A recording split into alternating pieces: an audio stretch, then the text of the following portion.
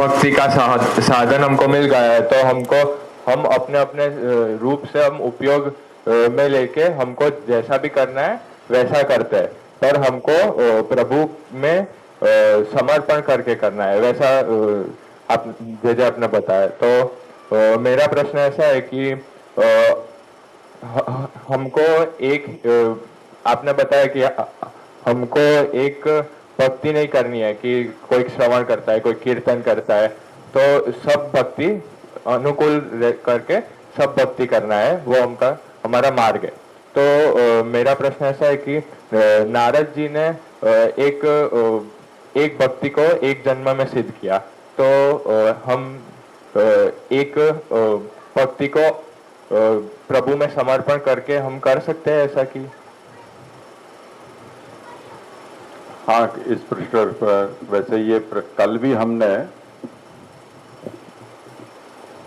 प्रसंग छेड़ा था और इसको प्रश्न के रूप में ही छोड़ दिया था, कोई समाधान हमने नहीं दिया था। कुछ विकल्प उसके क्या हो सकते हैं संभावित समाधान के, वो हमने कहे भी थे।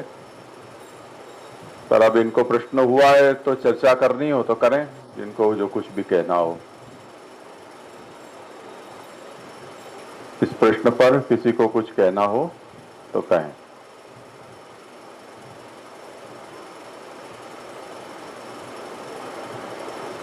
देखिए, कल आपसी ने समझाया था कि मतलब मुझे ऐसा याद है आप जो कह रहे हैं कि एक तो महाप्रभु जी ने सेवा पद का क्यों उपयोग किया है, नवधा भक्ति का उपयोग क्यों नहीं किया है अपने संप्रदाय में। और यहाँ जो प्रश्न हुआ है कि जैसे श्री नारद जी ने एक जन्म में एक भक्ति साधी और उनको धीरे धीरे 9 भक्ति साधी, यहाँ ऐसा प्रश्न है कि हम एक भक्ति को प्रभु में समर्पित कर सके तो चले या नहीं, ऐसा मैं प्रश्न समझ रहा हूँ, बराबर। तो जैसे कल भी आपसी ने समझाया था कि जो जनरली श्रवण कीर्तन और स्मरण जो भक्ति है वो स्वरूप निरपेक्ष है, मतलब स्वरूप की वहाँ आवश्यकता नहीं है। और बाकी की जो 6 भक्ति है जहाँ स्वरूप सापेक्षता, या फिर हम अपने संप्रदाय की प्रणालिका में देखें तो हमको श्री गोपीनाथ प्रभु चरण के साधन दीपिका में भी सप्तपदा भक्ति का भी उल्लेख मिल रहा है जो शरण मार्गी है वहाँ पे। और कई बार, अभी मुझे पक्का याद नहीं है, लेकिन कई बार प्रवचन में सुना है कि खाली श्रवण भक्ति कर रहे हैं और अगर कीर्तन और स्मरण तक वो नहीं जा रही है तो वो सांगोपांग जो भक्ति की उपासना है या हमारा जो हर एक मतलब इंद्रियों का समर्पण है वो तो थोड़ा अधूरा ही रह जाएगा, क्योंकि श्रवण भी तब तक हमारा पक्का नहीं हो जाएगा जब तक कीर्तन और स्मरण में वो परिणमित नहीं होता है। फिर भी लेकिन एक प्रश्न रहता है कि जैसे आपसे ने आज्ञा की कि पूर्ण समर्पण पूर्वक स्मरण, मतलब विष्णु के नाम सिवाय कुछ भी नहीं सुनना, ऐसी जो श्रवण की पराकाष्ठा है कि ऐसी हमारी पूर्ण समर्पितता है कि बिल्कुल श्रवण भी त्याग, असमर्पित त्याग देना श्रवण का भी, तो वो लेवल की भक्ति का तो अभी मैं कुछ नहीं कह सकता हूँ। कि अगर संप्रदाय अंतर्गत देखे तो संप्रदाय अंतर्गत तो एक प्रणाली ऐसी है कि जो सांगोपांग शरण और सेवा, ऐसे 2 मार्ग जो श्री महाप्रभु जी ने पुष्टि भक्ति मार्ग के लिए बताया है, जो भक्ति वर्धिनी में 5 अधिकारी के रेफरेंस से अगर सोचे संप्रदाय की विधा के अंदर, तो मुझे नहीं लगता कि एक भक्ति से संप्रदाय प्रमोट करना चाह रहा है। अगर हमारा ऐसे संप्रदाय तो पूरी साधना प्रणाली के अंतर्गत इधर शरण का प्रोसेस पकड़े, उसमें श्रवण कीर्तन और स्मरण, और अगर सप्तपदा भक्ति तक जाना हो तो वहाँ तक, या तो फिर समर्पण पूर्विका सेवा जहाँ हर एक भक्ति हो। अगर संप्रदाय के फॉर्मेट अगर एकलता है तो फिर तो क्या है वो जाए। हुआ समाधान?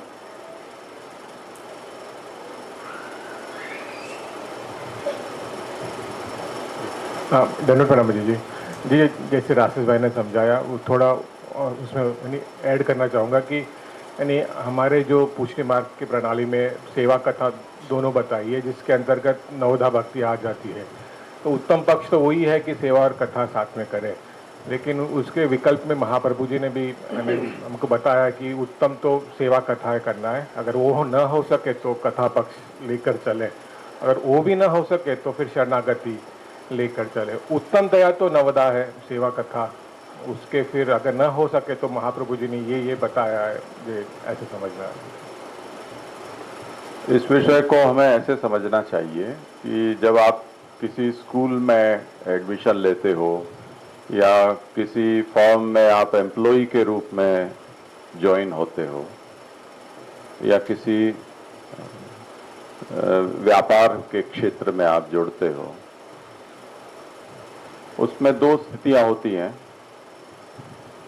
एक ऐसा होता है कि जिसमें आपको स्वतंत्रता मिलती हो, जो करना हो सो कहो, और एक ये है कि आप किसी के अधीन होकर उसमें आप जुड़ रहे हो, तब उनकी टर्म्स कंडीशंस पर आप वहां आपकी उपस्थिति है। तो आप स्कूल में जाते हो तब आप ये नहीं कह सकते हो कि मैं 10वीं क्लास में हूं, ये 2 विषय तो मैं पढ़ूंगा, बाकी 8 विषय में नहीं पढ़ूंगा। पूरा कोर्स जो आपको दिया गया है वो पूरा कोर्स आपको अडॉप्ट करना पड़ेगा, उसमें आपकी चॉइस काम नहीं आती है।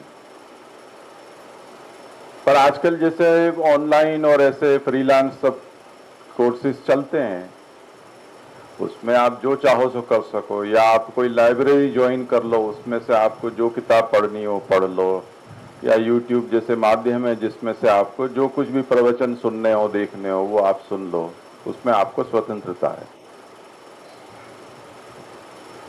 तो ये प्रश्न यदि हम पुष्टि संप्रदाय के अंतर्गत पूछ रहे हैं तो पुष्टि संप्रदाय ये नहीं कहता है कि केवल श्रवण करना चाहो तो केवल श्रवण ही करो, या केवल आत्मनिवेदन ही करके पीछे अगले जन्म करेंगे आगे का दूसरा कुछ, जैसे कि आमतौर पर देखा जाता है। ब्रह्म संबंध तो ले लो, बाकी देखा जाएगा। तो इस तरह से हम एकांगी हो जाएं, ये पुष्टि संप्रदाय का कोर्स नहीं है। ये ऐसे लोग घुसपैठिए कहे जाते हैं, जैसे बांग्लादेशी घुसपैठिए हैं, पाकिस्तानी घुसपैठिए हैं, तो वो इस देश को बर्बाद करने वाले होते हैं, व्यवस्था को तोड़ने वाले होते हैं। यानी आपने उस संस्था की मान्यता प्राप्त कर ली पर आपका कमिटमेंट उसके साथ नहीं है। इस तरह से यदि कोई व्यक्ति ये कहे कि मैं पुष्टि मार्ग में तो मैं दीक्षा लूंगा, परंतु भक्ति के नाम पर नवदा भक्ति में से केवल मैं कीर्तन ही करूंगा या केवल मैं श्रवण ही करूंगा, तो ये प्रिस्क्राइब्ड कोर्स नहीं है और ऐसी स्वच्छंदता भक्ति मार्ग में मान्य नहीं है। हाँ, ये बात और है कि आप बहरे हो, श्रवण नहीं कर सकते हो, तो आप श्रवण भक्ति न करो, क्योंकि आप करने में समर्थ ही नहीं। आप लकवा मार गया है दोनों हाथों में, आप अर्चन नहीं कर सकते हो, कोई बात नहीं।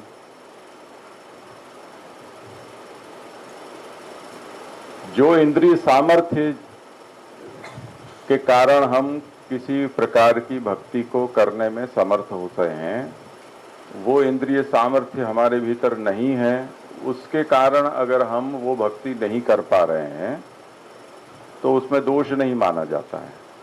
पर कोई विकल्प माने कि मुझे ये विकल्प पसंद है तो मैं ये ही करना चाहता हूं, तो ये पुष्टि मार्ग सजेस्ट नहीं करता है।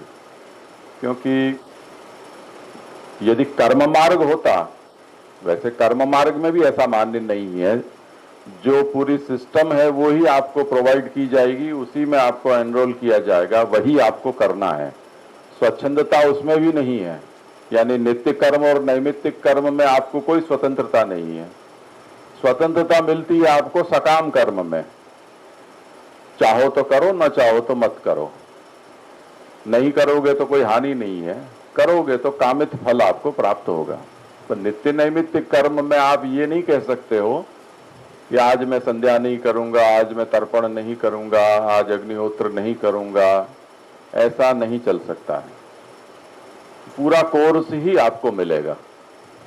इसी तरह भक्ति मार्ग में भी यदि हम इसको केवल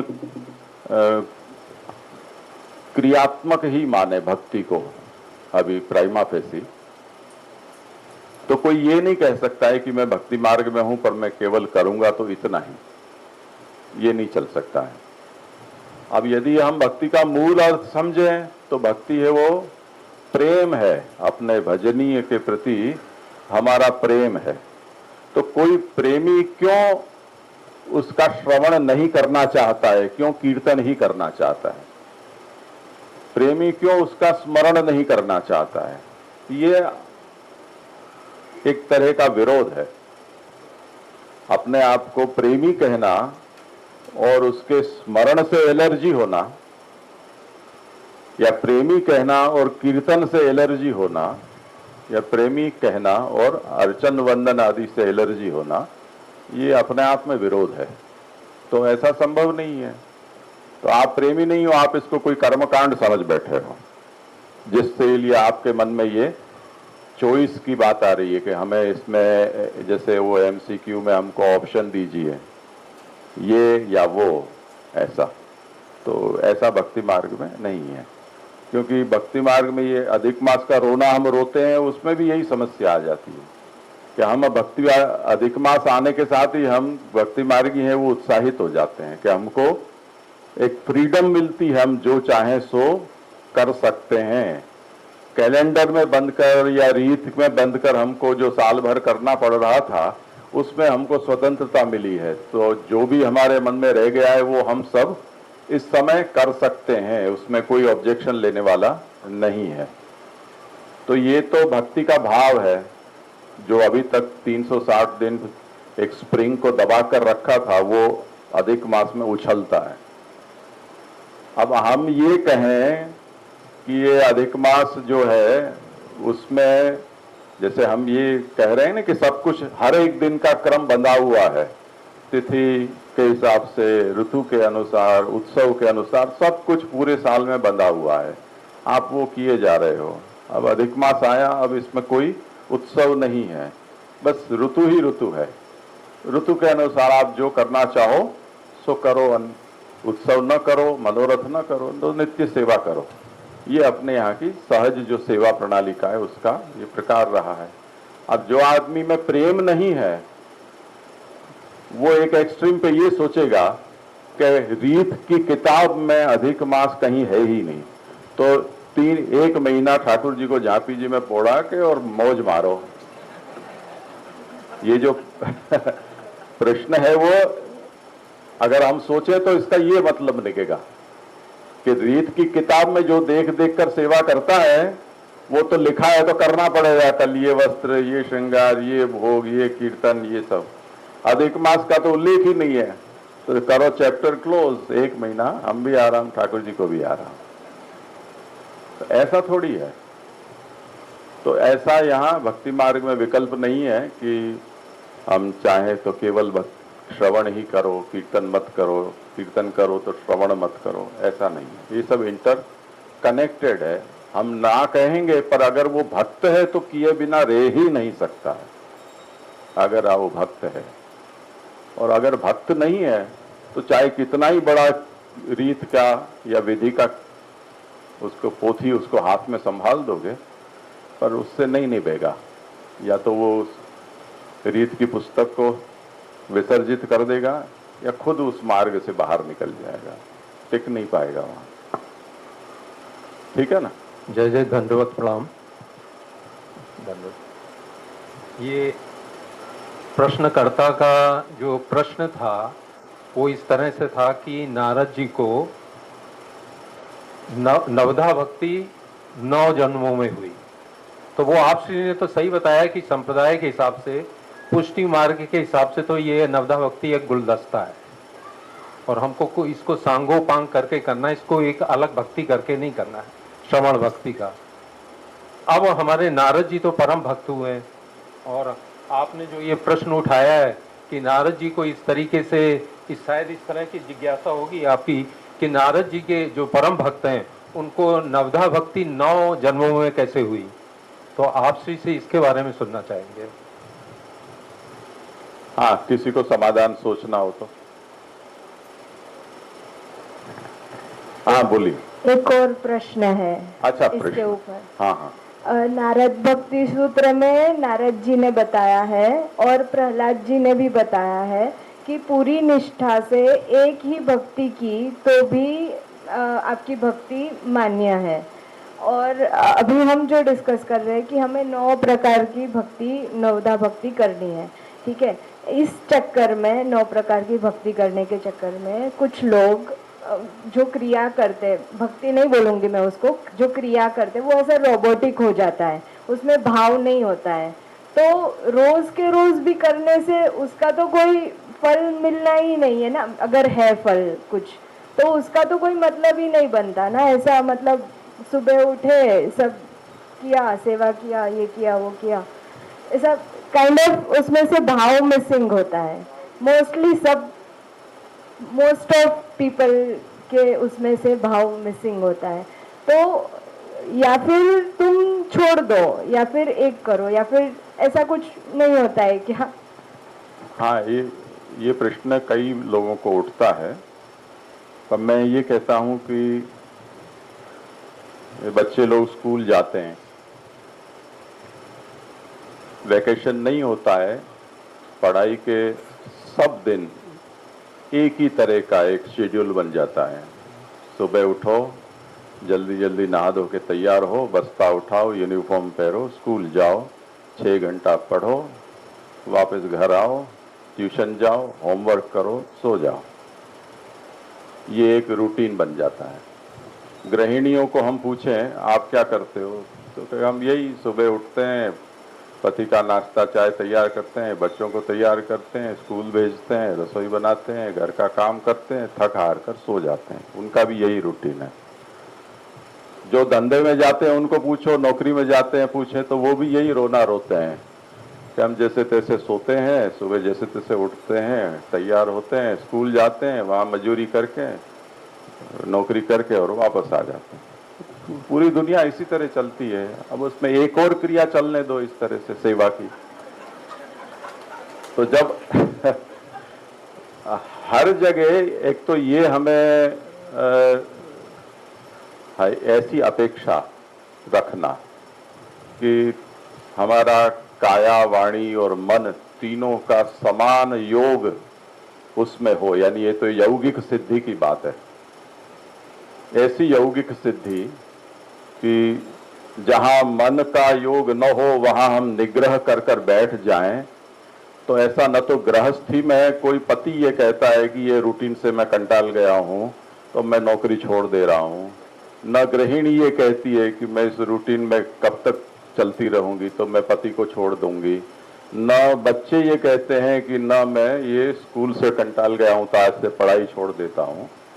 तो फिर ऐसा भक्तिमयी क्यों हम सोचें कि ये रूटीन भाव विहीन चल रहा है तो हम उसको छोड़ दें। तो ऐसा अप्रोच नहीं है, क्योंकि ये तो हमारी विवशता है।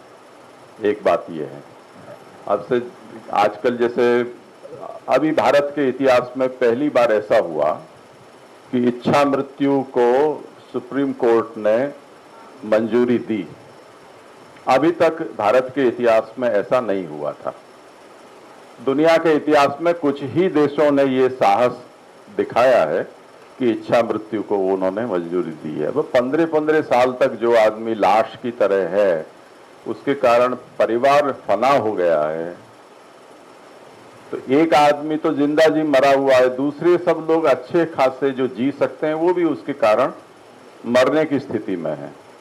तो एक का मर जाने से 4 लोग अच्छी तरह जी सकते हों तो उसमें क्या बुराई है, ऐसा सोचकर और सुप्रीम कोर्ट ने ये निर्णय दिया। पर ये एक आपवादिक घटना है। ऐसा अपवाद हो सकता है और वो अपवाद भी एक सिस्टम के द्वारा प्रोवाइड किया गया है कि आप किसी साधना में से बाहर निकलना चाहो तो वो साधना आपके गले की फांस नहीं बननी चाहिए, आप स्वतंत्र हो। तो आप जैसे हमने प्रथम ही दिन इस बात को कल कहा था कि भगवत सेवा का त्याग हमें कहा गया है। जो सेवा मार्ग का उपदेश करने वाले आचार्य हैं उन्होंने ये कहा है कि सेवा को छोड़ा जा सकता है और वो छोड़ना भी एक अच्छा लक्षण है, वो सेव्य की सेवा है। यही बात अभी सेवाफल ग्रंथ चला नहीं है इन लोगों का, पर सेवाफल ग्रंथ में जाकर भी महाप्रभु हमको इस बात को कहते हैं कि कभी ऐसा हो जाता है कि जो हमारा सेव्य है वो ही फल में प्रतिबंधक बन जाए। और जब वो प्रतिबंधक बन जाता है, तब फिर और कोई उपाय काम नहीं कर सकता है। उस स्थिति में हमें पीछे हट जाना चाहिए, यानी उसको मजबूर न करना चाहिए और न अपने आप के ऊपर भी ऐसा अत्याचार करना चाहिए कि हमारा भाव नष्ट हो जाए, विपरीत भाव आ जाए, ऐसा नहीं करना चाहिए। तो ये बात सही है आपकी कि कई बार क्रियात्मकता इतनी ज्यादा लंबा समय तक खिंचती रहे, अब उसमें अगर आपको महात्म्य खंडित नहीं हो रहा है, एक बात विपरीत भावना नहीं हो रही है, तो आप कंटिन्यू करें, जो चल रहा है सो चलने दो। पर यदि विरोधी भाव आपके अंदर प्रकट हो रहा है, अभाव आ रहा है, दोष बुद्धि हो रही है, तब ये राइट टाइम है कि आप उसमें से बाहर हो जाएं। तो बात सही है कि क्रियात्मकता ज्यादा देर करने पर अपराध होने बिना नहीं रहता है। इसलिए सिद्धांत मुक्तावली ग्रंथ में जहां महाप्रभु ने भगवत सेवा का प्रथम कर्तव्य का उपदेश दिया, वहां आप ये आज्ञा करते हैं कि भक्ति भावे तु तीरस्थो यथा दुष्ट स्वकर्म भी अन्यथा भाव मापन्न तस्मात् स्थानाच्च नश्यति। गंगा तट पर रहने वाला व्यक्ति यदि गंगा के प्रति आदर बुद्धि नहीं रखता है, तो वो गंगा तट पर रहने के कारण उसका नाश होगा, क्योंकि वो गंगा के उचित व्यवहार जो है वो वहां नहीं करके विपरीत व्यवहार करेगा। गंगा को प्राकृत जल समझकर उसमें मलमूत्र का त्याग, कपड़े धोना इत्यादि करके और वो तीर्थ का अनादर करके अगर वो गंगा से दूर रहता होता तो ये अपराध उसमें न होता। तो भक्ति न होने पर, महात्म्य का लोप हो जाने पर, क्रिया मात्र करने पर ये दोष होने की संभावना है।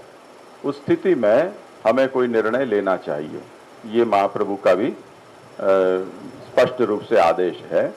पर केवल क्रियात्मक हो रहा है उस कारण से हम किसी को छोड़ नहीं सकते, क्योंकि वो क्रियात्मकता तो हमें ये सोचना चाहिए कि भले ही हमारी वाणी और मन प्रभु में अभी नहीं जुड़ पा रहे हैं, पर हमारी कर्मेंद्रियां और ज्ञानेंद्रियां और हमारा देह, हमारा घर, हमारा परिवार, हमारी धन और संपत्ति, इतना सब हमारे प्रभु में अगर जुड़ रहा है, उसका निवेदन हो रहा है, तो ये तो लिस्ट बहुत लंबी है। जिसका विनियोग नहीं हो रहा है उसके बजाय जिसका विनियोग हम हमारे व्यक्तित्व का और उसके जुड़े हुए पासों का कर रहे हैं, उसकी लिस्ट तो बहुत लंबी है। तो कृतार्थता है। इसलिए महाप्रभु ये भी आज्ञा करते हैं कि चिंता कभी भक्त के मन में हो कि भी मैं तो पूर्ण समर्पित हूं, यानी तन मन धन से, पर मैंने जिनका निवेदन किया है मेरे प्रभु को, वो ऐसे उत्साहित नहीं दिखाई दे रहे हैं, प्रभु सन्मुख नहीं हो रहे हैं।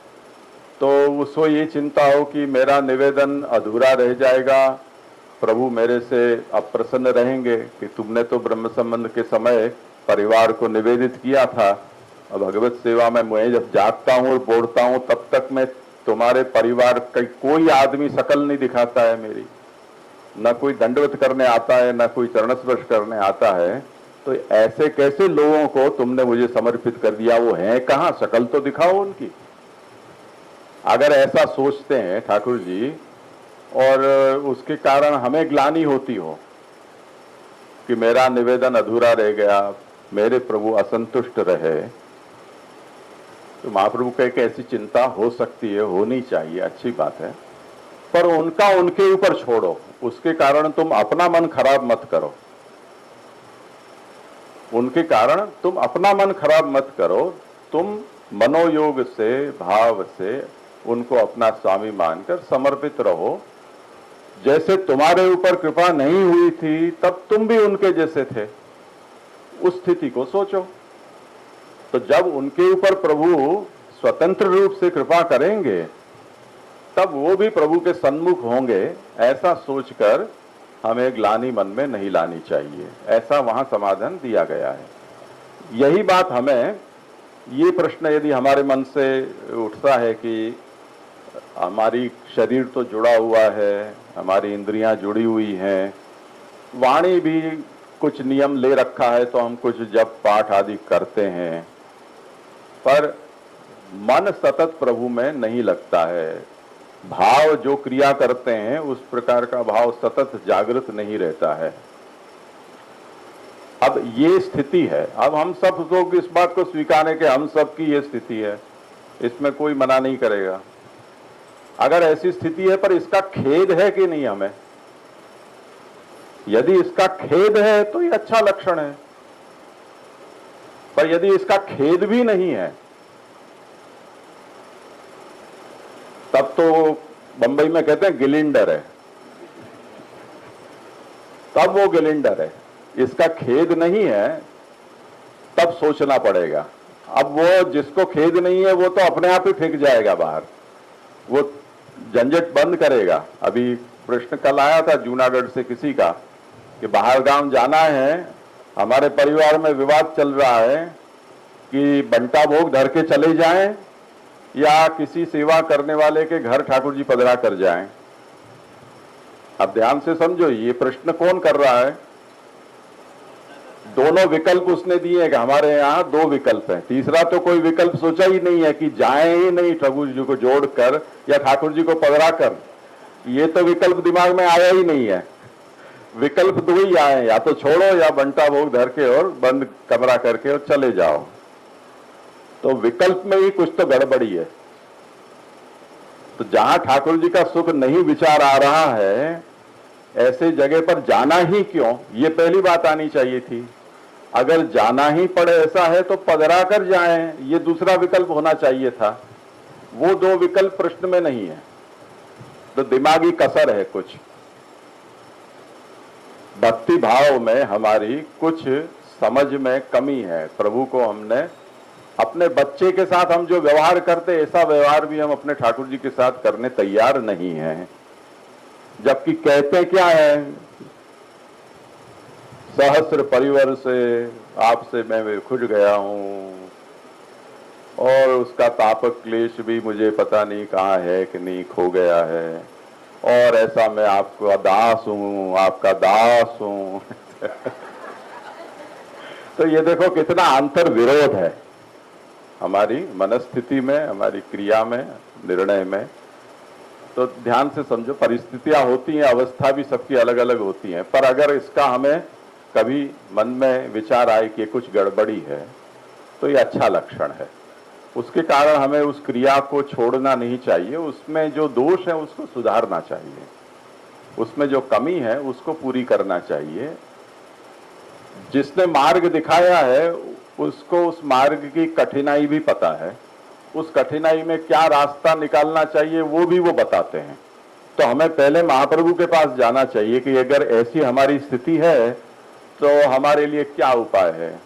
तो महाप्रभु कहेंगे कि भागवत शास्त्र का आप नियम लेकर अनुसंधान करें, उसका स्वाध्याय करें, तो जो आंतरिक दोष है उसका निवारण उसी से होगा।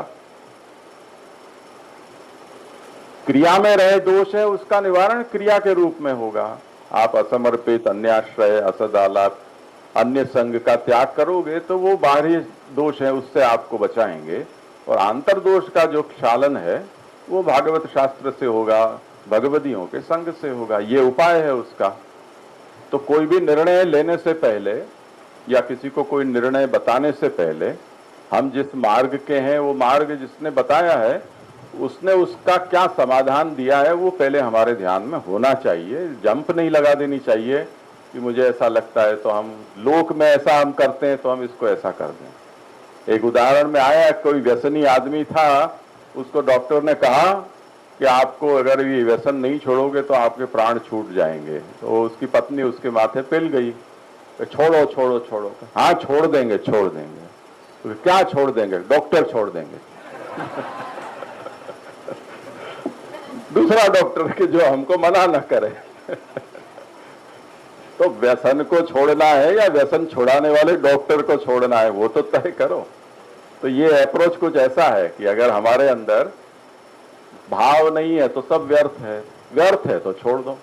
अरे भाव पैदा करो, उसको पैदा करने के लिए प्रयत्न करो, ये अप्रोच होना चाहिए। नहीं, क्रिया को हम कहाँ छोड़ते हैं दुनिया में कहीं, तो इसको थोड़ा ध्यान से समझो। ये बात नवदा भक्ति से जुड़ी हुई है, और अगर क्रियात्मक नवदा हो रही है तो उसका क्या फल है, यदि वो भावात्मक होती है तो उसका क्या फल है, वो सब विषय भक्ति हंस में अभी आने वाला है, उसका हम विचार करेंगे। अभी इनके बीच में कोई प्रश्न था नारद जी वाला। हाँ, तो देखो भागवत में नारद जी के लिए ये जो निरूपण हुआ कि एक जन्म तक उन्होंने एक ही भक्ति की, ऐसे क्रमिक रूप से 9 भक्तियां उनको सिद्ध होकर पीछे वो भगवान के पार्षद के रूप में उन्होंने स्थान प्राप्त किया, ऐसा वर्णन आता है।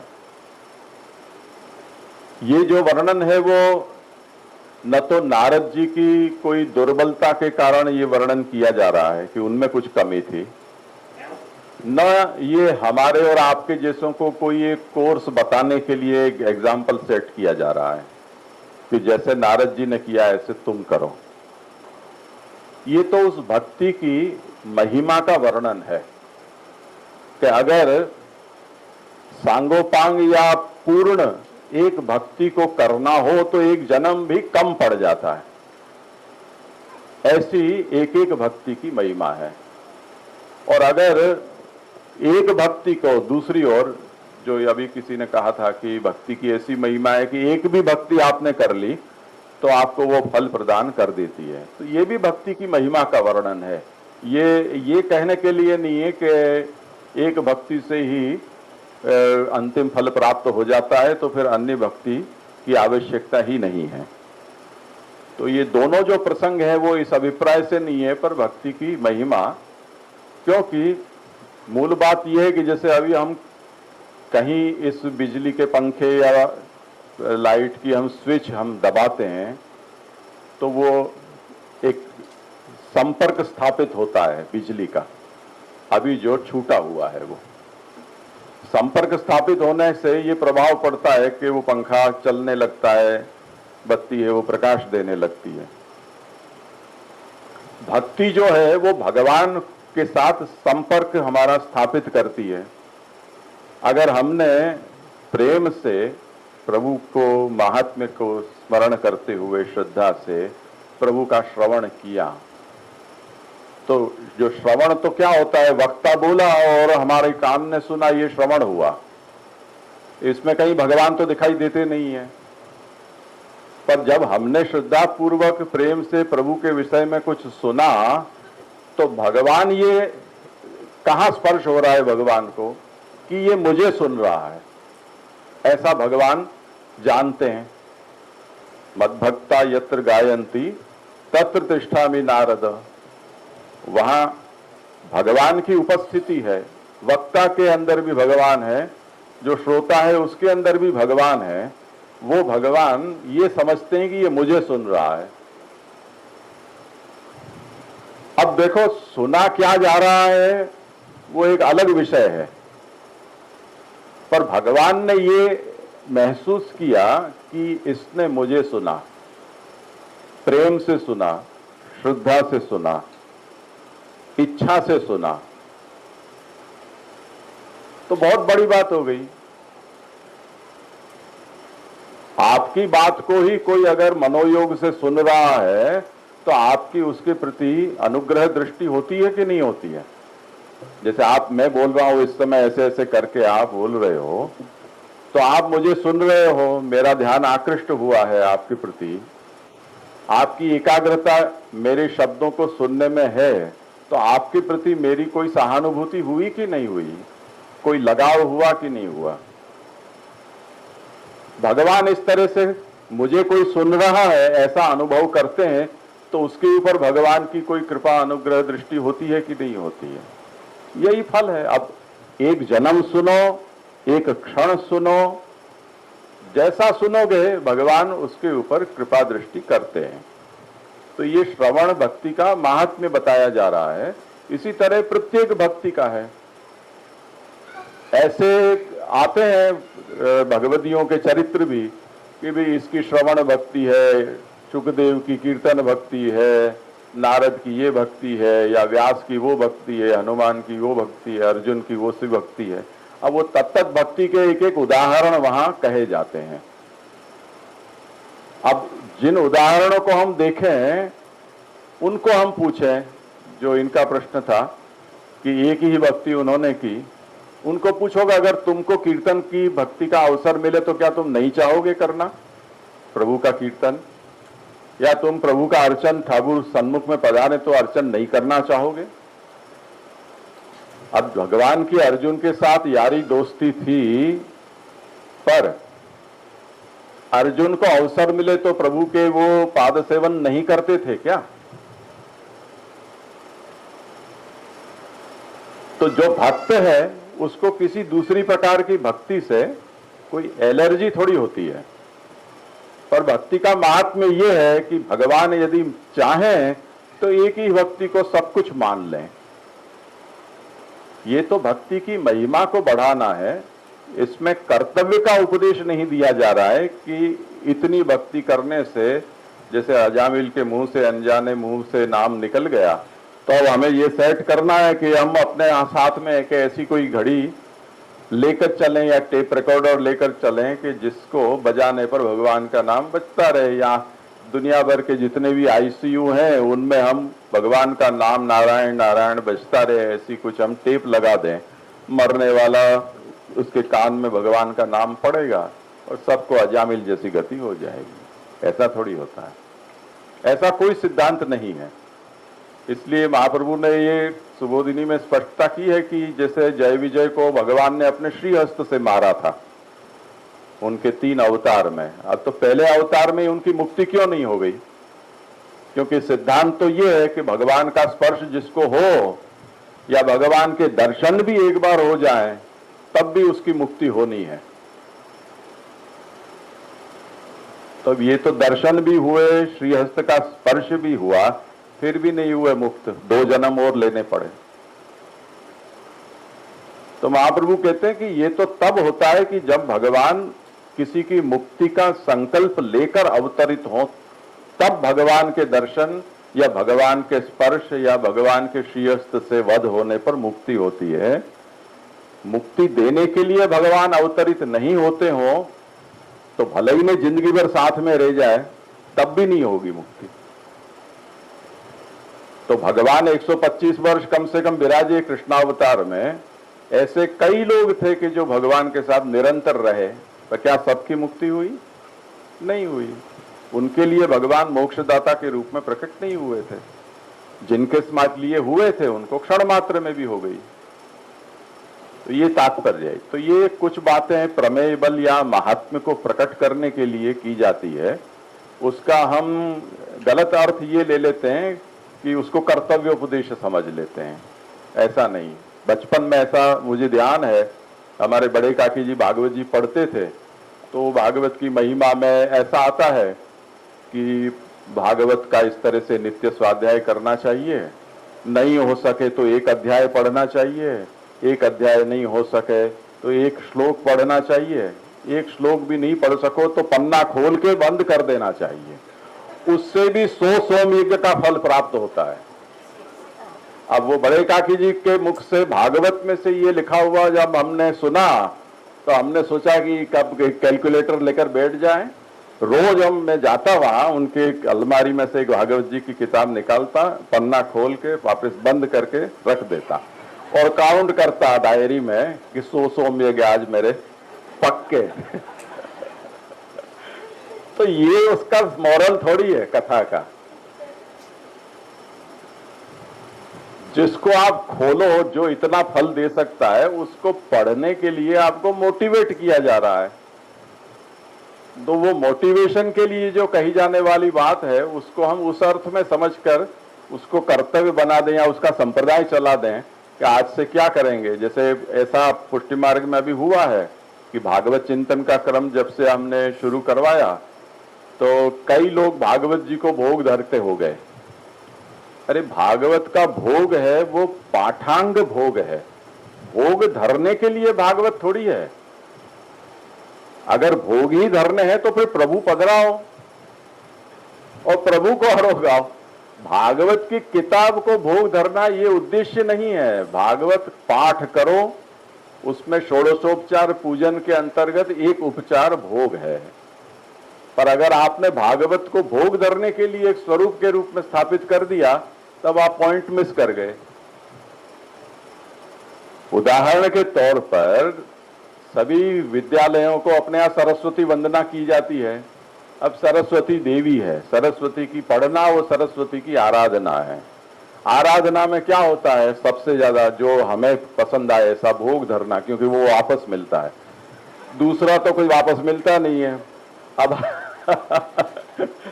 आराधना करने के लिए हम बैठे। आराधना क्या है? सरस्वती की आराधना। अब आप नया सत्र शुरू होगा 10 जून के बाद से, किताब लेकर आओ, उसका एक संपुट बनाओ अच्छा सा, उसको एक चौकी पर पधराओ और रोज उसकी आरती उतारो, सरस्वती की वंदना करो, धूप दीप करो, नैवेद्य करो, प्रसाद लो। स्कूल मत जाओ, न उसको खोलो न उसको पढ़ो। अगर ये किया जाता है तब आप पॉइंट मिस कर गए ना। उस सरस्वती की आराधना का मतलब वो अध्ययन ही एक यज्ञ है। उसमें वो किताब एक सहायक सामग्री है। उसको, पोथी को पूजना ये उद्देश्य नहीं है। अगर ऐसा होता तो वेदों की जो दशा हो गई वो यही तो कारण हुआ ना। वेदों की पोथियों को पूजना शुरू कर दिया, अध्ययन एक और रह गया, तो विद्या भी सब नष्ट हो गई। तो इसी तरह यहां भी हमें समझना चाहिए कि ये जो चीजें हैं उसमें हम किसी चीज का महात्म्य बढ़ाते हैं। वस्तु में वो सामर्थ्य है कि उसमें जो कहा गया है उतने मात्र से, उतने छोटे साधन से वो किसी को अपेक्षा से अधिक फल प्रदान कर सके। जैसे अजामिल में नारायण नाम पुत्र के लिए फिर भी भगवान ने माना कि मेरा नाम उसने लिया। ये प्रमेय बल है। भागवत में वो सामर्थ्य है कि वो भागवत रूप भगवान एक श्लोक किसी ने पाठ कर लिया, उतने से ही उसको वो फल प्रदान कर सके। तो विदुर जी के उदाहरण में आता है कि उन्होंने कोई 10 स्कंद में कहीं नहीं पढ़ा था, उन्होंने केवल 3 ही लीला भगवान की श्रवण की और उससे उनको फल प्राप्त हो गया। सुखदेव को एक ही श्लोक से भगवान में निरोध सिद्ध हो गया। तो वो सामर्थ्य उसमें है।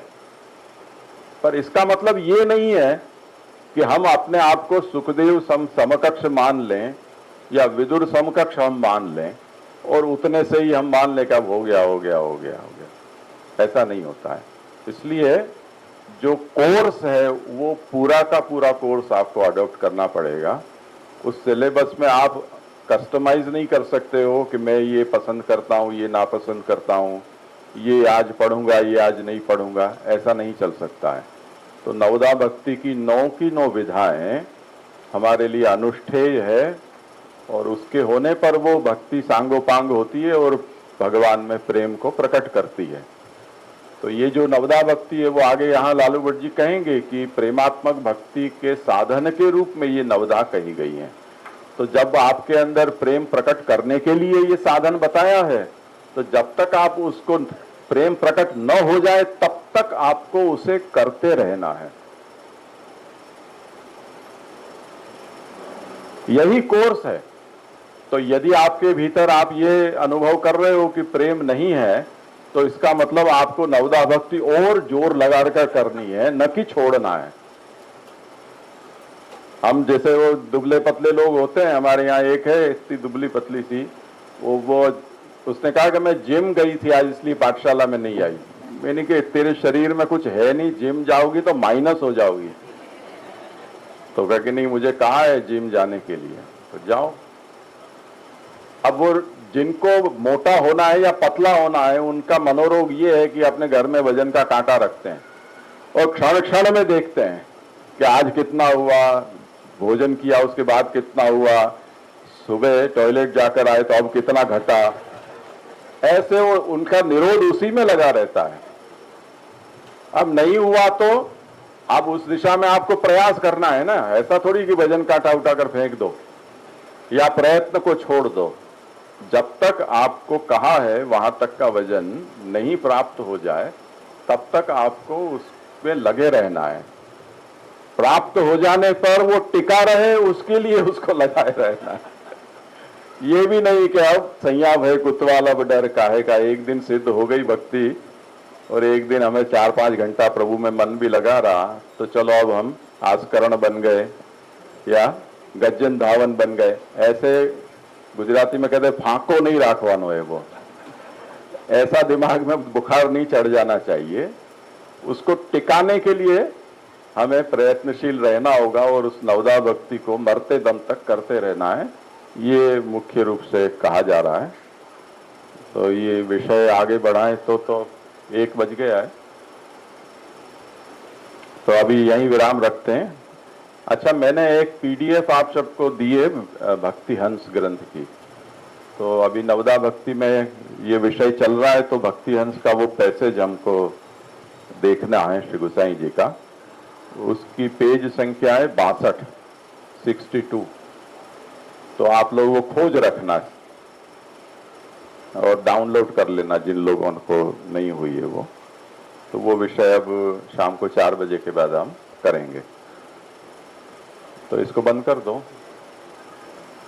अब शाम को शायद ऐसा होगा